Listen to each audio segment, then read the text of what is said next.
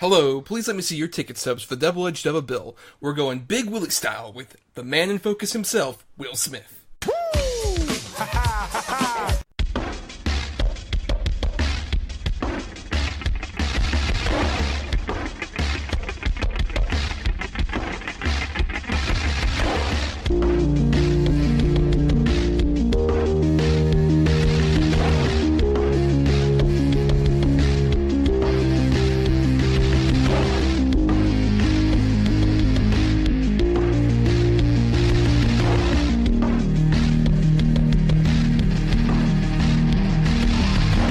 Each week, Adam Thomas and Thomas Mariani will come to the table to discuss the randomly selected yin and yang of a double feature. Then, both will have to pick a number between 1 and 10 in order to seal their fates for the next episode. One will have 2 good movies, the other 2 bad ones. Let the chaos begin.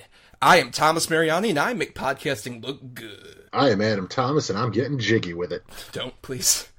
Yeah. Please don't. There are laws against you doing that in certain states. And obviously, in case you couldn't tell, in honor of A Whole New World of Aladdin coming out, which features Will Smith as the genie. We haven't seen it yet, though that clip came out of Prince Ali. Oh, God. You see that shit? Look, dude, just have him rap. Honestly. That's what Will Smith can do. Just have him rap. He can't sing. No. And then, of course, he throws in a few natural, woo! Classic Will Smith bullshit. Prince Ali, it's time to save the world. Well, I guess I could segue into what are your thoughts on Mr. Smith in general? I mean, I don't know. I like the guy. He's just real hit and miss, and he comes off phony a lot, like in interviews and stuff. Like, I don't think anybody's that fucking happy all the time. I mean, maybe if you got millions and millions of dollars, but... And Will Smith doesn't have that clearly at all. Right. I grew up, obviously, with, like, Fresh Prince of Bel-Air, and, like, when Bad Boys came out, I mean, I was totally pumped for it. And then it's like, I Am Legend, I, Robot. Aye, am I right? Oh, yeah, hello. Men in Black, aye. God damn it. It just, there was so much garbage. And the genie... Which I didn't really have a problem with him being cast as the genie. I'm like, all right, whatever, who cares? Until I saw clips. And I'm like, oh, this really doesn't fucking work. And then this new one coming out, Gemini Man or whatever, which I'm expecting nothing from. But that Ang Lee, though. Yeah, but he also did that fucking Halftime Walk movie, which was dreadful. I mean, for me, I'm a bit younger than you. And I do remember when I was first coming up as somebody who, like, was getting into movies when I was really young, Will Smith was, like, the blockbuster guy. Will Smith was, like, the poster child for, like, this is a cool dude who you want to be. And admittedly, I think he exudes that charisma, especially early on, even in movies I don't like very much. Like, we've talked about how much we don't like Independence Day, but he is, like, the saving grace of that movie. Like, he is so charming, so wonderful. You could tell, like, the moment he kicked that alien's ass and put that cigar in his mouth, like, that's a movie star. Oh, even Wild Wild West. I mean, he's got swagger and charisma throughout that whole movie. It's just a terrible film. Right, and I think that kind of is what's been, unfortunately, pushing him back as he's getting older and he wants to be like, oh, I want to do more Oscar-worthy roles, but then also kind of do the blockbustery stuff at the same time. It was like, he was so uninterruptedly successful from, like, the mid-90s to about 2008. And then he stopped making movies and started trying to make Jaden a movie star, which we've talked about with After Earth, see our M. Night episode. Then after that, he tried to come back to movies like he did Men in Black 3 and a bunch of other things that just didn't hit that well. And it's that weird thing where, like, all the signs are there for, like, Will, you're not quite that big of a star anymore. But he just refuses to seem to accept it. He's pulling a Tom Cruise, or trying to. Right, he's trying to do. The difference is he at least had Mission Impossible, which has been his one safe haven. And it's worked out for him. Because those are good fucking movies. And, like, the first Jack Reacher was fun. Will Smith doesn't have a franchise other than Men in Black. Right. Which, obviously, there's a new one coming out, sans Will Smith. Yes, another example of trying to follow up Will Smith movie without Will Smith. See Independence Day Resurgence. for another failed attempt at that. I want the best for that dude. If anything, that's why I'm more curious about Gemini Man, because if nothing else, it feels like it's him confronting that. Right. It's him literally confronting the younger, hipper version of himself. Yeah, no, definitely, like the tougher, cooler, sleeker version. So you're not really hyped? You're not on the hype train for Aladdin? I mean, I'll say this much. It's not just because Will Smith, though. There's 100 other reasons why. Well, I mean, could it be that the director of Snatch is directing it? Could that be part of it? I mean, there's that. There's also, do you have, like, a therapist couch and I can just express all my issues here? We're not... The non-Arab Jasmine? Is that part of it, too? Nassim Pedrad doing the girl face? What the fuck? Oh my god. All of Jafar. Everything about Jafar. Yeah, I mean, CG Abu. Uh, Anyway, we're here not to talk about Aladdin. Because of Aladdin, we decided to talk about two Will Smith movies. We're going to do our bad pick first, which is Focus from 2015. And then our good pick, we're going to talk about the one that I would argue solidified him as a star, Men in Black from 1997. But yeah, we're going to talk about Focus first, because there's not a lot to focus on. oh. So yeah, let's just get Focus out of the way. Focus. I can convince anyone of anything. I want in. With your current skill set, you don't. Maybe he could teach me in your room. That is so bad. Is it? Does it feel sexy on your face? A little. It does. Okay, let's go. You seem trustworthy, but you don't know me. There's two kinds of people in this world. There's hammers and nails. You decide which one you want to be. So, Focus came out February 27, 2015, and is actually written and directed by two filmmakers we've talked about previously, Glenn Ficarra and John Requa. They are the writer-directors of I Love You, Philip Morris, which, if you go back to our Jim Carrey episode from earlier in the year, we really loved that movie, right, Adam? Yes. I did not realize this was them. Yeah. That explains one of the actors in it, then. What's Xerxes? What's his fucking Rodrigo name? Santoro, yes. Yeah. Right. So this crime caper movie with him and Margot Robbie, which I realized I thought this came out after Suicide Squad, but this is before Suicide Squad.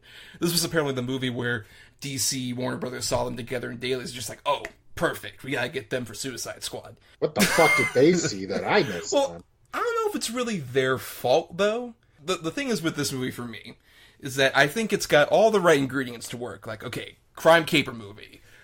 Two likable lead stars. Good cinematography. This movie looks gorgeous. And I'll say it's from the same guy who shot I Love You, Philip Morris. It's like Xavier something. I forgot his name.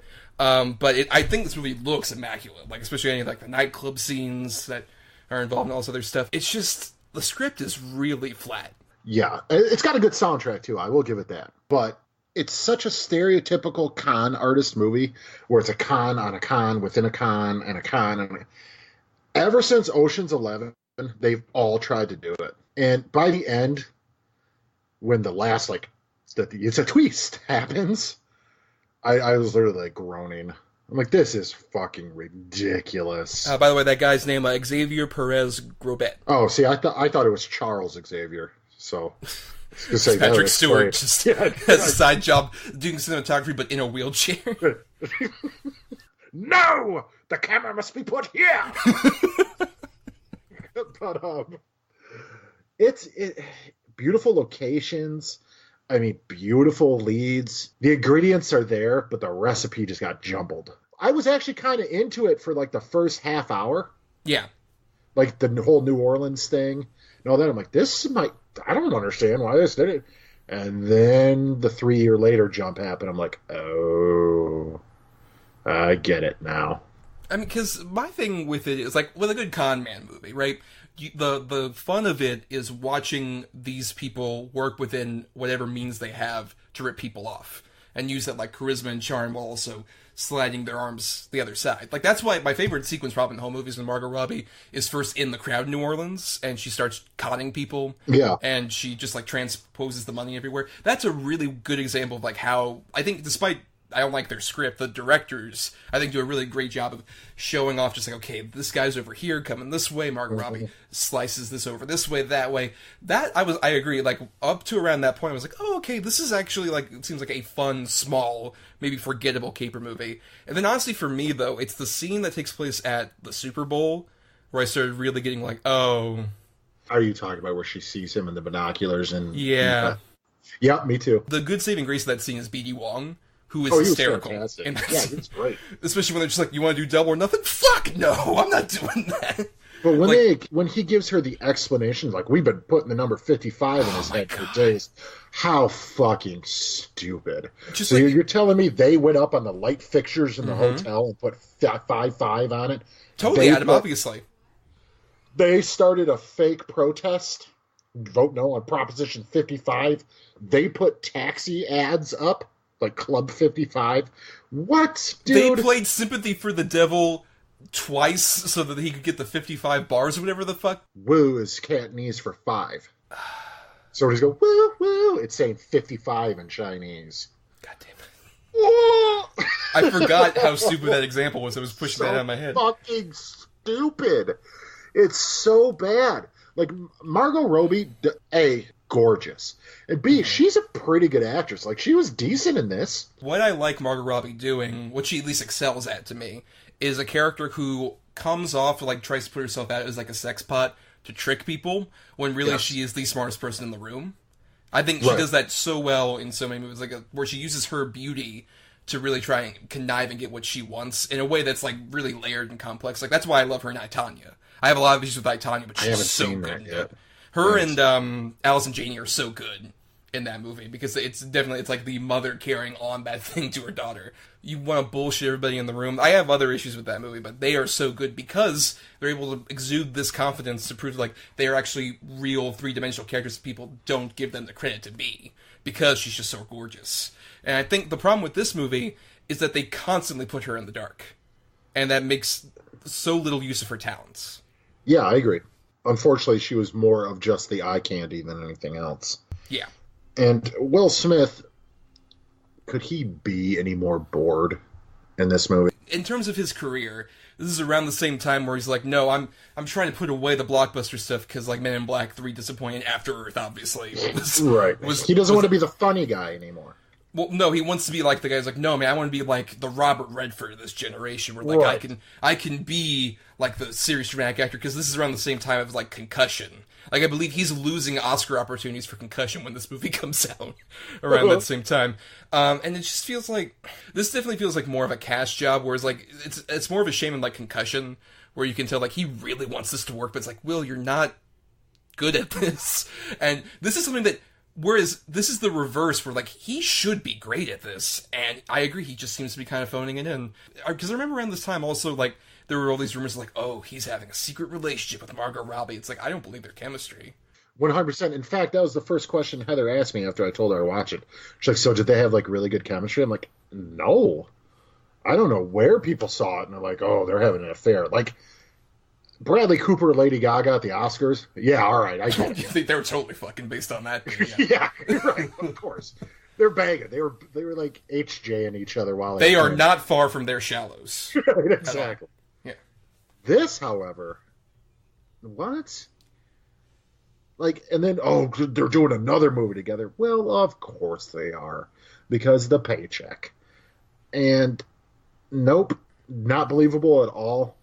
And like I said, the final reveal where he's like, blah, blah, blah, I was conning her the whole time. Well, I was conning you, though, because for revenge. And then Major Dad is his dad somehow. His Major Dad, I forgot. What the fuck is this? Well, especially because, like, they had that whole scene where, like, she has sex with him, and then the next morning he comes in, like, oh, we gotta hide you. Why? Like, why? It just brings up, why did you get her so out of the loop? That is such... I didn't even place that. Yeah. Because he says later on, Major Dad says, like, look, hey, you weren't in on this? Earlier, he's just like, why didn't you just tell her? So that, like, she could believably, like, be angry when he gets shot or whatever? Like, I don't... Oh, I never thought. How sloppy. Yeah. Right? That's literally just to make the movie 20 minutes longer. Yep. Oh God. And then they're like their friend, the one who's posing as the football guy and everything. Yeah, Jorge Martinez.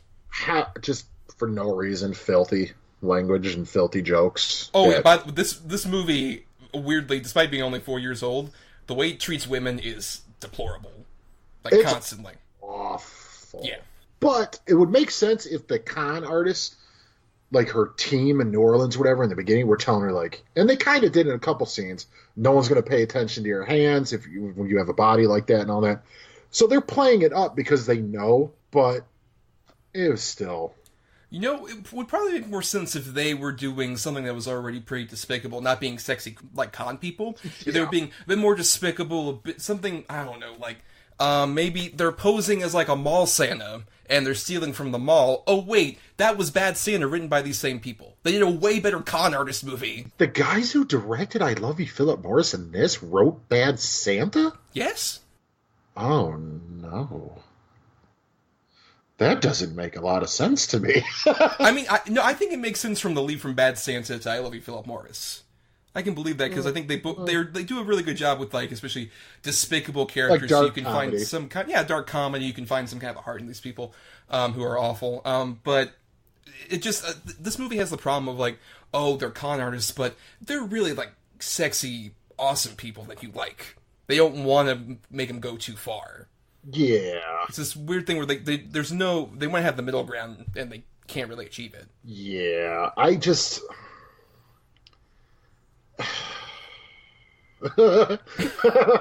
it's just...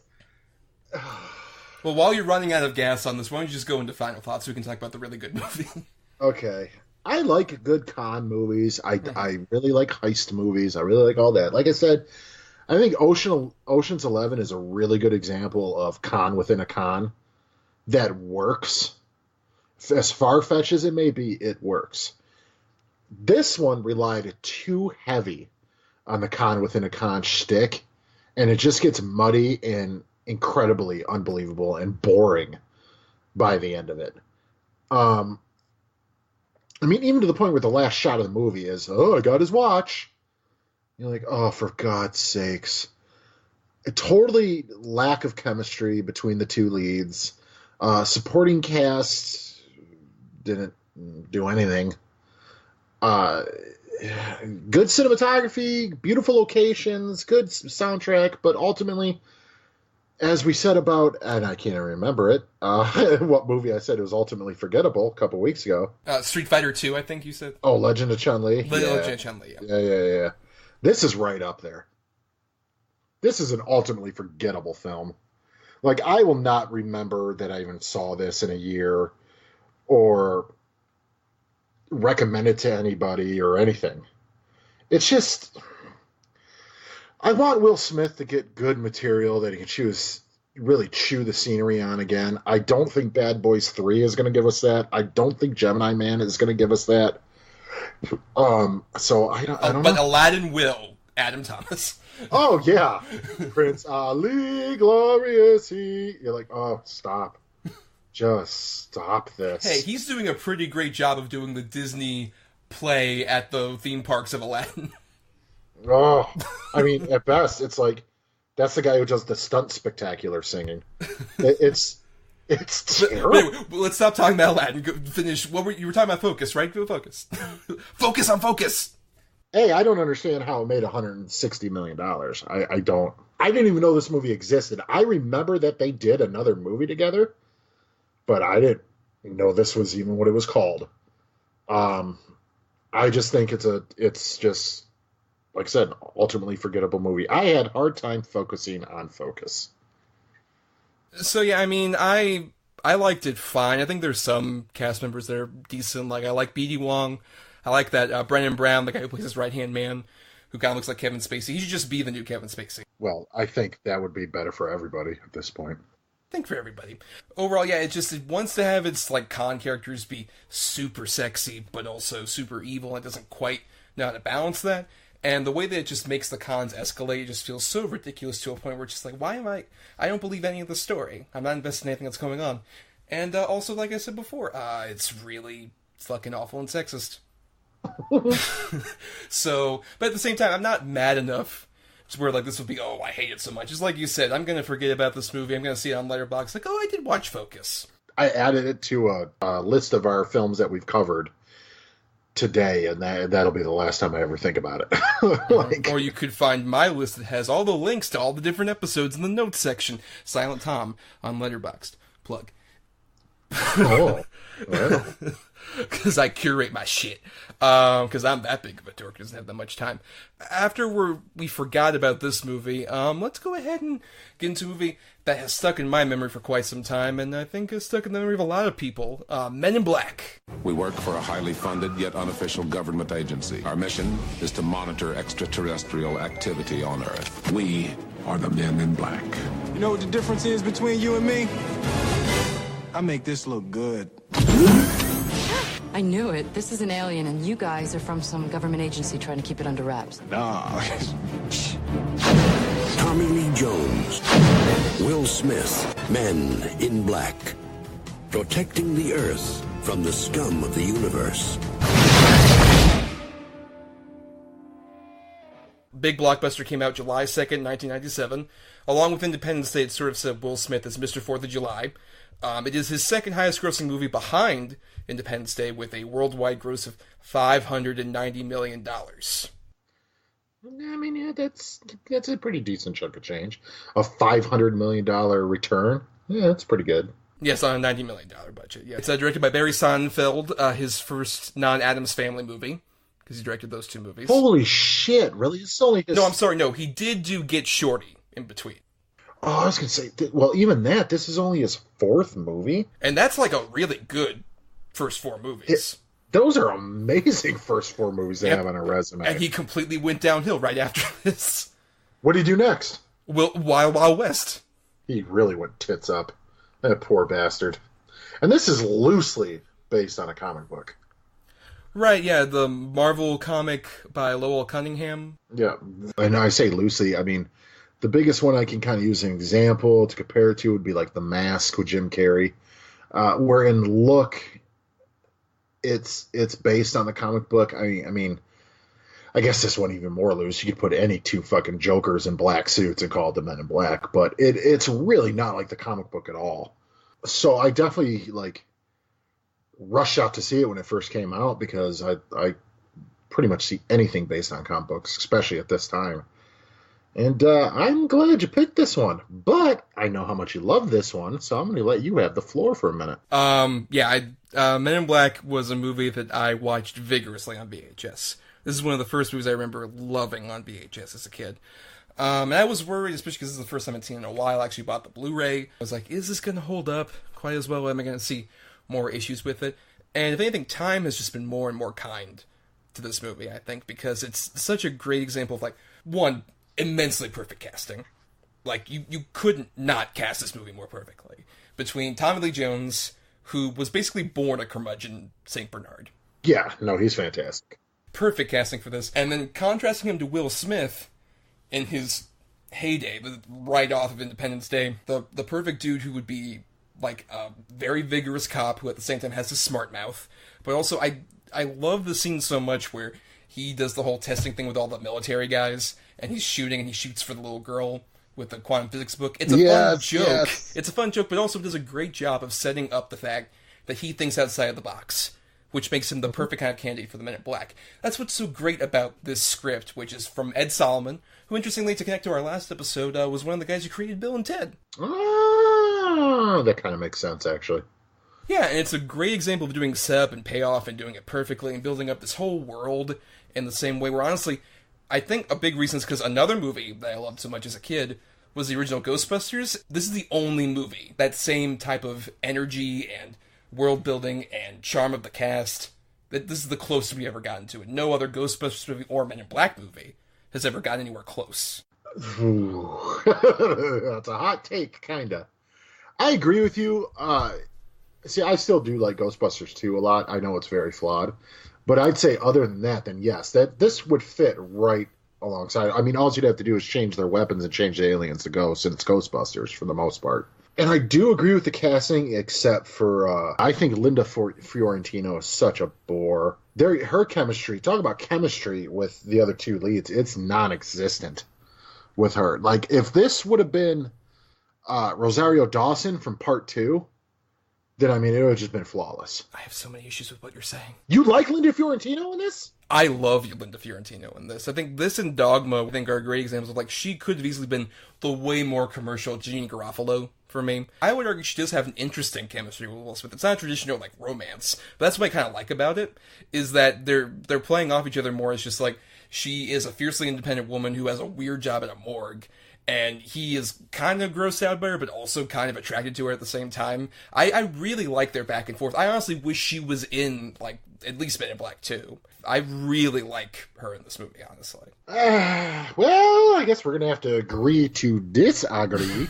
I guess, because, I mean, there's so much other stuff that is even better. Honestly, like, these supporting performance, maybe of all time, is Vincent D'Onofrio as Edgar the Bug. Oh my god, dude. He is he disappears into that fucking role. Yeah. Literally. I still will, like, play with my kid or whatever, and I'll, you idiots! The fact that a few seconds wouldn't be matter. Like, he's so fucking good in this movie. He's so funny. Give me sugar and water. And he's genuinely kind of terrifying. You'll be able to kill us, but you won't be able to get the universe. Well, you're right about one thing. And then he just kills them.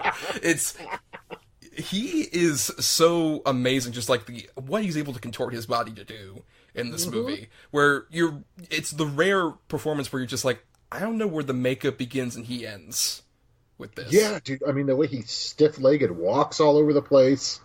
I mean, he's fucking fantastic in this movie. You're right, though. The supporting cast in this is fucking fantastic.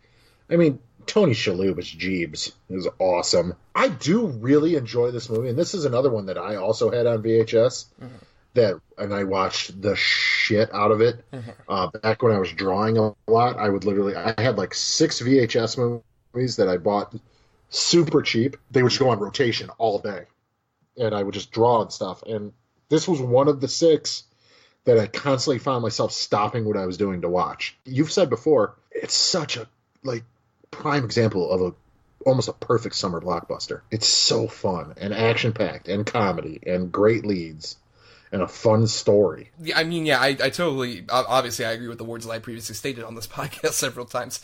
I didn't know that it was on this podcast. That's why I said No, it was. When we did, I remember our Alien Invasion episode, this was my alternate pick. I don't remember what we talked about. Do you don't remember what we talked about 5 minutes ago? Remember the focus? No! Exactly. But yeah, I think this is so immaculately written. I think, especially because, like, what works, in the way that I think it works for Ghostbusters, is the fact that these guys treat these alien invaders just like it's an everyday job. It's a living. It's part of what we do. The fact that it makes that world feel so lived in, where especially, like, right from the beginning, the opening of this movie is so genius to set up the whole tone and the whole concept, and especially the K character, where you have, like, all these illegal immigrants that are coming in, and he just picks out the one that's an alien, just like, yeah, go ahead and get rid of the real invaders that are trying to get us all. We haven't talked about much, but Rick Baker's, like, alien design and the makeup here, there's a reason he won an Oscar for it. It's amazing. It's his tour de force as a makeup artist, I would argue. And I love, like, American Werewolf in London, a lot of the stuff that he did, but just the amount of different designs on display, and the way that, like I said, Edgar the Bug feels just like, that's not Vincent D'Onofrio, that's some weird mutant clone. He creates this whole universe, along with also, like, the production design. I love the look of the Men in Black headquarters. Now it looks kind of like 60s Art Deco, because that's when this whole thing started. It's just evolved in terms of the technology from there. It just, all of it works so well, but it all hinges, really, on Tommy Lee Jones and Will Smith. And the fact that they feel like such a real duo in the middle of this over-the-top, insane world, I think it's just, it's why, like, the casting is do or die on this, and they did such a phenomenal job of getting these two guys. I agree. What did you think of the sequels, honestly? Men in Black 2's fucking trash. It's so bad. It's such trash. Lawrence Lynn Boyle and Johnny Knoxville. Oh. That was an early example as a child of me realizing, like, a movie could be really bad. It's a bad movie. That's a really good example of a sequel that shits the bed. It's so sequelitis-y. We're just like, hey, let's bring back David Cross. Let's bring back the Pug. Let's bring back the Worm guys and make them bigger roles. Like, they're so fun here. Or just like, they're around the office. They're the assholes in the office that you don't want to be around. They're just like, hey! People liked Tommy Lee Jones, even though we clearly gave his character an out at the end of the first one, but we got to bring him back. And just throw to the side, just like, that's why she left you, Jim. Like, fuck you! I kind of like the way they did in part 3, where he goes back in time. I thought that was fine. Mainly because Brolin kind of sold the shit out of himself as a younger Tommy Lee Jones. Right, and also I really like Michael Stuhlbarg as the time-traveling alien guy.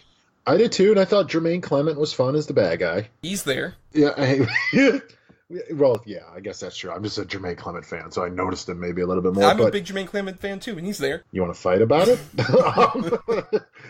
No, 2 is shit. 3, I think it's serviceable, but I don't know that this movie warranted a sequel. No, not at all. I mean, obviously it made $500 million, so they're gonna do it. It's a total case of lightning in a bottle, I think. I mean, if anything, I'm alright with, like, if they had done, like, a Men in Black International as the second movie, where it's like, we're not gonna try and do an exact sequel, but like, hey, here's a different part of the world, where you have a different group of the Men in Black, a different wing that comes in. I'm okay with that. I don't think that movie's going to be that good, but at the same time, that's at least, I give them credit for, like, they're trying something a bit different with it. And plus, like, Hemsworth and Tessa Thompson, you know, Thor Ragnarok chemistry, Yeah, I'm sure they'll be fine. that. Yeah. Well, my thing is, that would have worked as the sequel to this movie.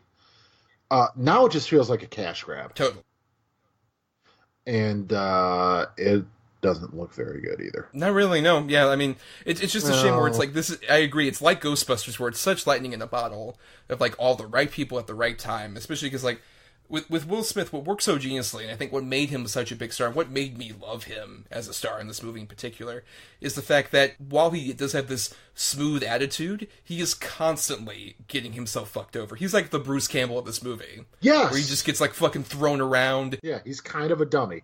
He's smart in areas like how to talk to women, brute force, you know, shooting, but he has like zero social skills whatsoever. He's just kind of a rude dummy all the time. He's constantly making fun of people. And he gets his ass whooped in this movie several times. Especially when, I love when he's in the car and they're upside down. And he's got, like, his feet on the sunroof of the car. And he's trying to get his bearings the whole time. And That's a good perfectly one. Fine. Or he's trying to deliver the baby on the side of the road. Of course, yes, where he's earnestly just like, okay, yeah, breathe, whatever that is, go ahead. Like, I agree, I have the lack of social skills. And There, then but the also, I think... tentacle has just got him up and beaten him against the hood of the car. Yep, it's pretty great. But what I also love is the fact, I didn't notice this really until this watch with Tommy Lee Jones. What works so well on it is that you can tell, like, obviously he sees a bit of himself in Will Smith. And I think it's because whenever Tommy Lee Jones actually gets to be, like, a bit of a stinker, a bit more fun in certain places, you can see a bit of that coming out. Like, at the very beginning, when he starts speaking Spanish to everybody, and he starts speaking Spanish to the one alien, it's like, you don't speak a word of Spanish, do you? Yeah. And the guy just laughs. You can tell, like, he has that same sort of, like, comedic sensibility that he shares with Will Smith, which you don't see anymore with Tommy Lee Jones because he's just stone-faced St. Bernard the whole time. So much. He can be really charming and fun when he wants to be, and this is a great example of it. But at the same time, he also has that honest sort of, like, regret and about his past with, like, the scene where he looks up his wife. Oh, heartbreaking. Yeah, and just the delivery on the line where it's like, well, I guess you know what they say, better to love than lost. Try it. Mm-hmm. That says so much about that dude. It's so perfectly comedically timed, but also it says a lot about that guy as a character. And I also love his running gag through the movie, where he's constantly calling Will Smith, like, slick, slugger, sport. Constantly. And that was one of the things that Will Smith told him that he can't do when he joined. Right. He's constantly, okay, whatever you say, slick, right away. And also, obviously, a lot of credit to, this is the last role before Rip Torn went insane, officially. Like, he'd been crazy. This is the first one before he just went full on, like, I'm stealing from banks. Crazy. What? I don't know anything about this. He, I believe, attempted robbery at some point. Maybe it was on a bank, but he did attempt robbery while highly intoxicated. So, he tried to rob a bank before Dodgeball? I think it was after Dodgeball. Okay, so because Dodgeball was a while after, not a while, but Dodgeball was what, like 2007? 2004. But even then, like, that's still not... Rip Torn tried to rob a bank. I mean, at some point. Yeah, because I mean, he's always been crazy. Like, have you seen that footage from, like, the old 70s movie where he tries to, like, stab the director with a knife and they caught it on camera? No. This is a real thing. You can look that up. He tried to stab at least somebody. So he's a maniac. He is crazy, yes. This is one of the last times, I'll say, where he was still able to conceal that enough to be in movies. Because he hasn't been in much lately. But I think he is great. Especially the bit where they talk about the world's going to explode. He's just like, yeah, sucks, doesn't it? It's like, it's a day at the office again, once again. What's interesting, I also found this out, the whole backstory for the aliens where it's like they're trying to, like, get the galaxy and it's like a peaceful mission, was actually something they did completely in post. Because originally when they shot it, it was actually a whole thing where the tall guy and the guy who owned the cat were actually, like, two warring factions that kept fighting because their dead would actually feed the bugs and keep them at bay. Jesus. I know, and that was like a whole thing that was in there, and in post, without any reshoots, they were just like, you know what, we should change this. So it's only like, that whole scene where they're talking at the diner is them actually speaking English, and they're just dubbed over with like alien voices and have subtitles. If you read their lips, they're speaking English for a completely different set of lines. Oh, no shit. Yeah. See, I never knew any of that. Exactly. I didn't know until I was like watching the special features. I'm like, what? That just shows also how immensely well edited this movie is. Slick, 98 minutes, just not a bit of fat on this entire movie. No, and in fact, it doesn't even feel like it's 98 minutes. I mean, it feels almost like an episodic television show, like a good 45 to 50 minutes. I mean, this movie just is a breeze to get through. It also is a great example of, I mentioned the makeup effects, but how they actually blend together practical and CG stuff, I think is like the perfect way to do it. Yeah, it still holds up pretty well. You're always going to be able to see the outdatedness in CG. I mean, literally almost every couple months there's new technology, but it still holds up fairly well. Like that whole scene where Jay first goes through the MIB lobby and just all the different creatures there. It's awesome. It's amazing. You're just going through. That's why, as a kid, I loved going to the only good sequel to this movie, the Men in Black ride over at Universal Studios, which has Will Smith doing the videos, which is amazing for like 2002 when they did that. Right. They got Will Smith to fucking do that. But you walk through the lobby, and like the lobby's there in like the line. You're up on like obviously like these rafters and stuff. But I was just like, I want to go down there. I don't care about the ride. I want to go to the MIB headquarters. I want to talk to Bob and blah blah blah. Which is another great bit. It almost kind of like, honestly, I realized watching this too, just looking back, this is a good gateway, I realized, for me with like a lot of sci-fi comedy. Like, I don't think I would have gotten to like Hitchhiker's Guide to the Galaxy without this movie. Well, I never did get into it, but it does make sense. This is a good launch point, yeah. Right, it's a good gateway drug to like movies that have like a weirder sensibility, but at the same time, this is so commercial. And, you know, we should also talk about, of course, this is back in the glory days when Will Smith did a rap to accompany his... the men in... Oh, here come the Men in Black. Here come... God damn it, get the lyrics right. The Men in Black. Yeah, if you ever get near us, don't fear us. We're fearless. It's so stupid. It's so stupid. But it's immensely catchy. Yeah, I'd argue this and his fucking jam for Wild Wild West is like super catchy. That's the weird thing is Wild Wild West is the better song for the way worse movie. Way worse movie. But a really good song, though. It's a dope-ass song. Unwatchable movie. Just watch the music video and you're fine. He raps the plot, so you don't even need to watch the movie. Exactly. You're good. Skip the Kenneth Branagh Spider. No, dude, I really, really do like this movie. And this is definitely one that... This falls right in line with me for, like, Jurassic Park or things like that, that once my kid is a little bit older, that she'll watch and, like, enjoy. This is a good movie to show, like, a 6, 7-year-old. It really is. Yeah, it worked for me, and look where I am. Oh, fuck. This is I Am Your Omen, Adam. Don't do that. I might want to rethink that strategy. It's a bold strategy. Let's see if it pays off, Cotton. But, you know, I want, before we go into final thoughts, I do want to ask, so what do you think is missing from Will Smith's later performances that works so immensely well here? Well, hunger. He doesn't need to do it anymore. He's so fucking filthy rich. Although he probably didn't need to do it here, because he's also been riding high in that Fresh Prince of Bel-Air money. But he hasn't changed his shtick since this, kind of. Like, even in Bad Boys 1 and 2, he's this character. So he's either this guy or the ultra-serious 7 pounds guy. And that's it. I don't know if he has the fucking range that at least that he hopes he has. And it almost feels like the roles he takes now are roles that are written for a Will Smith type, and he just gets them. You know what I mean? It's either he hasn't had a chance to show off any range, or he doesn't have range. This was just a fun movie that he actually gave a shit about being in, and I don't think he really gives a shit anymore. Yeah, I think that's part of the problem. I think also it's like I mentioned, the fact that he plays this guy who has like an ego or facade ends up getting subverted where like every time he gets hit. There's a willingness to make fun of yourself a bit more versus I think as he's gotten older, he just has too much of like this I'm a cool dad vibe. So you think he takes himself a little too seriously? I think a bit of that, but it's a weird thing where he takes himself too seriously, but he loves his dad jokes. Like, that's the kind of air that he has. He just is like, I'm the cool guy, and I can make fun of people, but I'm not the butt of the joke, right? Right? I'm not that. And I think that's just been... That's a good point, because on the flip side, his bizarro Will Smith would be like a Ryan Reynolds then. Yeah. Well, the thing is, Ryan Reynolds, I don't think ever lost that demeanor. I just think he took some bad roles that kind of didn't well, so did this guy, though. Yeah, but the difference is that people kept just showering him with money for like 15 years.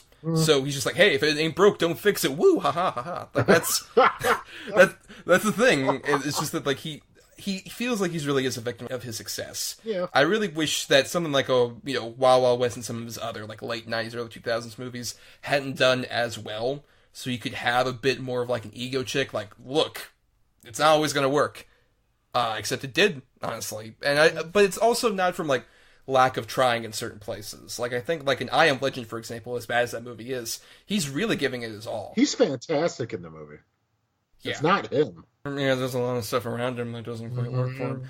I just think if he were to recognize, if he were to be humbled a bit more, I think it'd work. That's why I'm really excited for Gemini Man, because it feels like he is kind of humbling himself while also getting to be a bit vain by being the younger version of himself at the same time.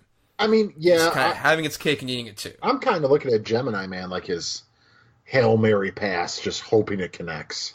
Because, let's face it, Bright didn't. Excuse me, it was the highest watched Netflix movie, says the Netflix statistics we aren't allowed to see. I actually kind of enjoy Bright. For all its faults, I kind of enjoy it. I'm definitely in the minority when it comes to that.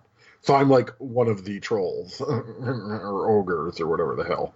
Gemini Man, to me, feels like his last attempt at, like, I could still make it work, I could still headline original material, because if it doesn't work, he's still got Bad Boys 3 coming out. But if Gemini Man fails, I think we might be seeing almost the end of original Will Smith movies.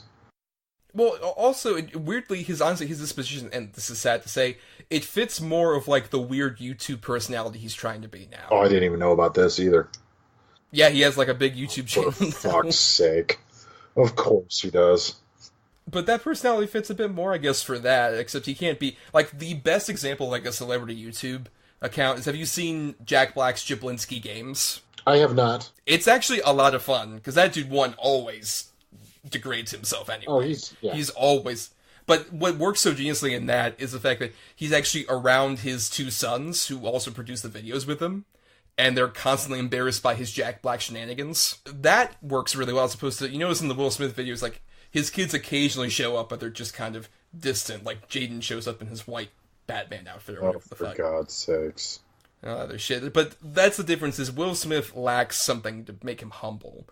And I think that's what works so well about, to segue into my final thoughts about this movie. Remember when we were talking about Men in Black? What works so well about Men in Black is just that, like, he is able to not take himself so seriously. In the same way that worked about Fresh Prince, he's able to, like, be the butt of the joke while also being kind of cool. It more endears you to him being cool, honestly. That he's willing to, like, make fun of himself a bit. And that contrasts perfectly from Tommy Lee Jones, who's having a lot of fun. And it's such a perfectly written script that's so tight that just, like, this perfect setup, payoff, and all this other stuff. Even when they had to, like, completely change stuff in post, they did such a great job with it. And Rick Baker, like I said, his tour de force, I would argue, is this movie, with all the different designs that he does here. It's honestly a near perfect movie for me. And one of the issues I have isn't Linda Fiorentino. I think she's quite charming. Well, I'm going to disagree with the Linda Fiorentino thing. I find her completely wooden and boring. That might just be one of my things. She's never worked for me. Like, anything I've seen her in, I don't like her. But I will say this is also a prime example of a good summer blockbuster. This is a great movie. This would be a fun movie for fans of, like, modern day MCU, younger fans who really like Guardians of the Galaxy to go back and watch something like this. This is a really, really fun movie. A great tone, great ensemble cast. I mean, yeah, you got your two main leads, but all the supporting casts are fantastic. Like you already said, the makeup effects and the creature design and everything is so good in this. The action's fun. Great antagonist in Vincent D'Onofrio. Honestly, this probably is, and I think I have to agree with you, the star-making turn for Will Smith. I know a lot of people Independence Day because, Welcome to Earth or whatever, but I think this one showed what he can really do. That was the appetizer. This is the main course. Yes, I do think so. Fresh Prince is really good finger food. Yeah, we might still be waiting for the dessert, but I do agree with you. I think this is ultimately just damn nigh a perfect summer blockbuster movie. It's perfect for doing exactly what it aims to be. Mm-hmm. A family fun sci-fi action movie. Yep. Where at the same time you do have like sleazy stereotypes and weird shit going on, like the dog. We even talk about the dog and how fun that bit is, and it's just one bit as opposed to extending it to like a whole subplot of a character where he becomes a fucking agent, and they put him in a widow tuxedo. Oh, that's the thing. Is this movie feels almost like a French Connection movie, but the fun is that he's shaking down a dog. Mm-hmm. That's so... An underrated line in this movie. Oh, the dog owes him money. The dog owes him money. Perfect line. Wonderful line. But, alright, we could talk about Men in Black forever. Well, that is the end of our discussion on our two Will Smith films for the evening. But before we pick our movies for next week, we have some feedback that we want to read. Basically, at DEDBpod, which is our Twitter and Facebook page, every Monday we ask you, hey, what's your favorite or least favorite example of this topic that we're doing in particular. First, from James Rodriguez, Men in Black is a favorite of mine, showing Will's effortless charisma in this highly entertaining intergalactic buddy cop feature. As for worst, I downright hate Collateral Beauty. Sidelining Will as a grieving father in favor of his toxic business partners who want to gaslight him, and then treating them as the heroes? Fuck off with that. Brian Kane says, I have a super massive soft spot for The Pursuit of Happiness. I think it's also safe to say that Fresh Prince is one of the greatest sitcoms of all time, and anything that neuters his charisma after Earth or Suicide Squad is sinful. This man should not be contained. Brian Stitcher of The Horror Returns says, I remember really liking Enemy of the State, and Wild Wild West is pretty bad. Mark Anthony King II says, I really like Bad Boys. Both 1 and 2 are really fun action movies that definitely show off Will's charisma. After Earth is just nego Will Smith. That, and even for 90 minutes, it's boring as fuck. Oh, and add Shark Tale to that too. And then Rachel Hillis says, favorites, Men in Black, Independence Day, Suicide Squad, and the first half of Hancock. Least favorite, the second half of Hancock, which totally ruins the movie, and The Pursuit of Happiness. Yeah, we've talked about this off mic, Rachel, but yeah, we both agree so hard on that with Hancock. Oh yeah, 100%. The first half is such a cool idea for a movie. Of like, oh, he's a superhero, but he's a drunken piece of shit. Yep. Oh, perfect. That's amazing. That's a great idea. Wait, they're Greek gods? Oh. And as far as Brian, I remember really liking Enemy of State, too. I haven't seen it in a long time. But it wasn't because of Will Smith. It was because of Hackman. Gene Hackman is so good in that movie. Yeah, I've never seen Enemy of the State. I'm curious, though, because from what I've heard, it's kind of a pseudo-sequel to The Conversation. Yeah, I could see that. Yeah, that's what I've heard people say it is, which I love The Conversation. And that's a back pocket, because that's an underrated as fuck movie. Mm-hmm. Hey, you know what Francis Ford Coppola made in between 2 Godfather movies? Another great movie. Holy shit, wow. Right, surprising. For sure. And you know, with Bad Boys 1 and 2, I will say, I think Bad Boys 1 is fine. And then Bad Boys 2 is less a good movie and a fascinating display of what I both love and hate about Michael Bay. Yes. It's pure testosterone cranked up to 11. Yep. It's insanity. But and at the same time, while there's so much stupid stuff, anything with Martin Lawrence doing comedy bits or like the rats fucking stuff like that, terrible. But then on the complete opposite side, anytime Michael Bay does his big stupid camera moves, it's amazing in that movie. Yep. Like that freeway chase scene with the corpses, yes, amazing. Yes. Or the fact that they destroy fucking Havana. They destroy Havana and then to get one girl back. Yep, and there's that endless shot where it's like they're on either side of the fireplace and they keep zooming around each other. Oh, it's so great and so terrible. Michael Shannon as a KKK member and Henry Rollins as a Black Ops soldier. Yep. Yeah, this works. It's so bad, but it's great. And Pursuit of Happiness, it's not a bad movie. It's not a bad performance. In fact, it's probably Jaden's best performance. But it's just, to me, they know what they're making. They want people to cry. And I'm a firm believer that there are people who will cry at a movie and say, oh my God, that was an amazing movie, when that's not always the case. I've tried watching that movie and I just never could quite get into it. Yeah, I don't blame you. I saw it once. That was enough. And then I'll admit, we talked about both of them in Focus. Remember when we talked about Focus? Wait, what? What did we talk about? Yeah, I know. It's a movie that we just watched and talked about. I don't believe you. But with Suicide Squad, I did feel like they were two of the only parts I found interesting were him and Margot Robbie. See, now I did like Margot Robbie in it. I thought Will Smith was just being Will Smith. I didn't think he brought anything to it. I honestly thought that they just, because he's a name, so that's why he's in it. I honestly thought Jai Courtney was more fun than Will Smith in that, and I hate Jai Courtney. The sad thing about Will Smith just kind of being Will Smith in Suicide Squad is that's like an oasis of quality by comparison to the rest of Suicide Squad around it. It's a terrible film. Such a garbage movie. That was almost one of my choices. Is that the worst DC movie? Or would you still say it's BVS? BVS. Yeah. BVS, Suicide Squad, then Justice League. Yeah. That's about right. And I'm totally fine with him not doing the sequel and just James Gunn doing whatever he wants to do now. Yeah, but, why just don't do it. Just don't do a sequel. From everything, it sounds like it's really not that much of a sequel as much as a soft reboot. Which 100%. Yeah, because it's like only Jai Courtney and Margot Robbie, I think, are coming back. Mm-hmm. From what I've heard. Yeah, I know. Supposedly rumored that Jared Leto will be in this one. I think they're going to avoid that at all costs. I fucking hope not. You know, the thing is, nothing against Jared Leto. Even when they announced Jared Leto as the Joker, I'm like, this could be kind of interesting. Then when they released the picture of what he looks like, I'm like, oh, what the fuck have they done? And then when they did all those, like, press tour things about, like, oh, he would, like, send us used condoms and bullets. Yeah, right. And then he's in it for, 8 minutes? Maybe. Yeah. Well, hey, we got Morbius to look forward to, so. Oh, God. But I do want to second James, where, like, I was behind the scenes kind of pushing Adam to have us talk about Collateral Beauty. Yeah, you tried. I couldn't do it, man. As forgettable as Focus is, Collateral Beauty is such a fascinating, awful train wreck of a movie. Where, do you even know what that's about? Kind of. I've seen the preview. That's about it. Okay, basically, the premise of Collateral Beauty is that Will Smith is a guy whose kid dies. We established at the very beginning of the movie. And he's, like, the head of this major corporation, but he's in the dumps all the time. And so his business partners, which include, like, Edward Norton, Michael Pena, and a few other people, are like, man, as he keeps doing this, our business keeps going down. But he's our friend. You know what we're going to do?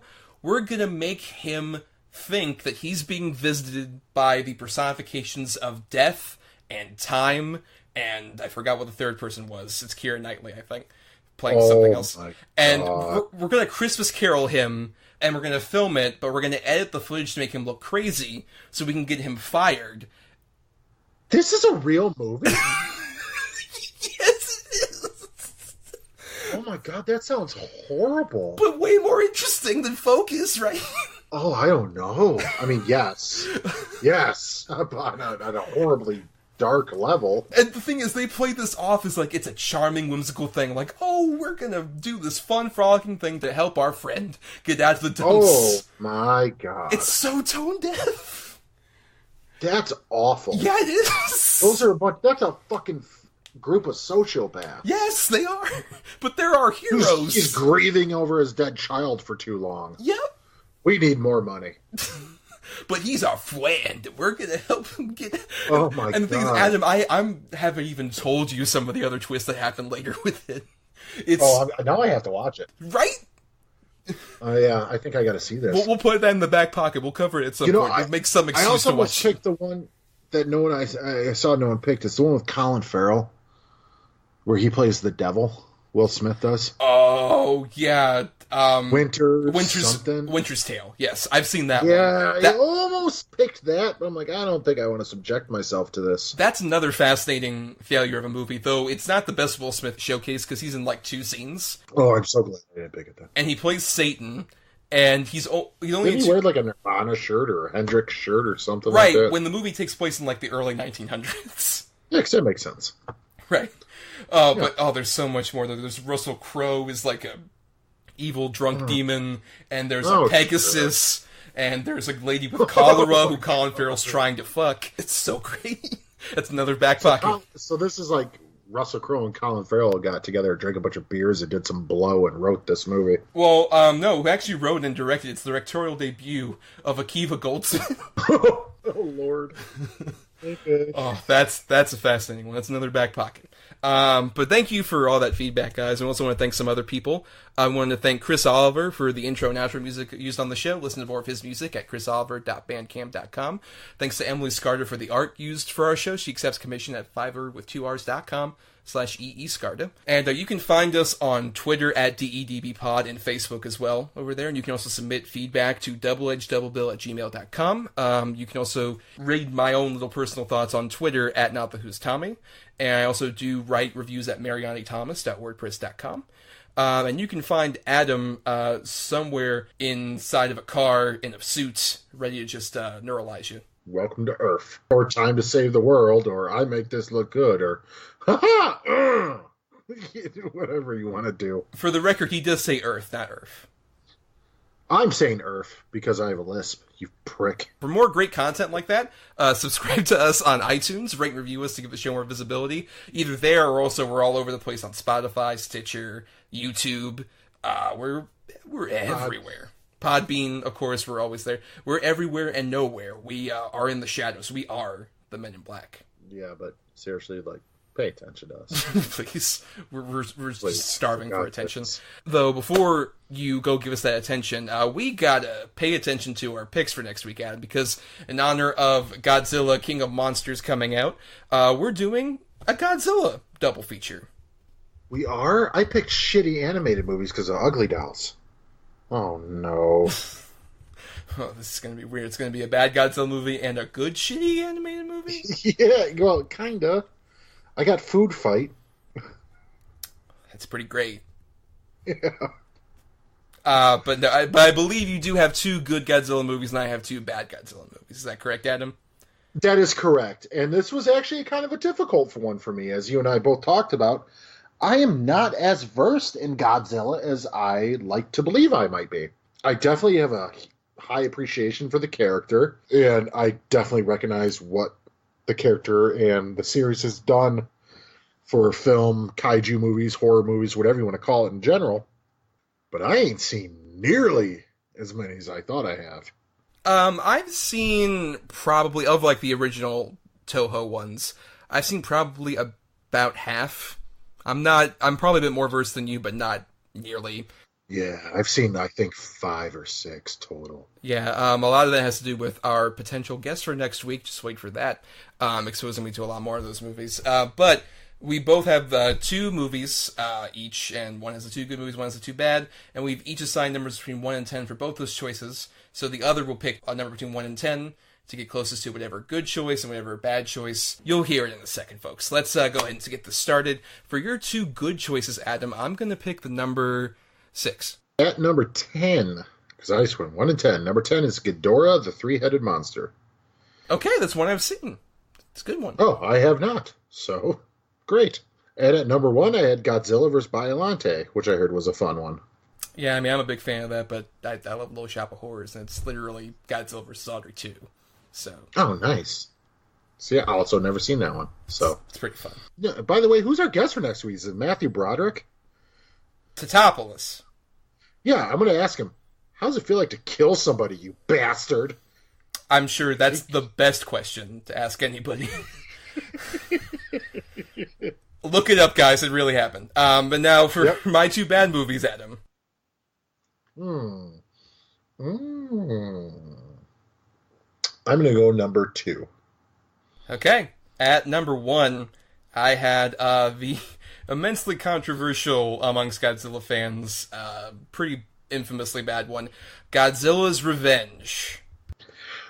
Ooh, I've heard of this one. And again, I'm not versed in Godzilla. I've heard this is awful. This is one I haven't seen, but I am aware of it. It's one where no. some of the heroes talk, some of the monsters talk. Apparently, I know. Oh yes, I can't wait. We're doing that. And then at number 7, I had Terror of Mechagodzilla, which is one I've heard is also pretty bad. Yeah. So this is kind of fun. So it's both of them are blind views for me, and one of them is for you. So that'll be interesting. And then Matthew Broderick can tell us a bunch of cool little anecdotes about murder and 1998 Godzilla. Yeah, I'm sure. By the way, interesting fact is that these are both our first movies from the 60s that we've done. They're both from the 60s? Yeah, and we've never done a 60s movie, so we're making up for time. Keeping it crispy. Yes, that's what we're doing. But that's it, and we'll get back to our kaiju crash of a double feature next week. But until then, woo! Ha ha ha ha. Keep it crispy. Long live the tooch. Woo!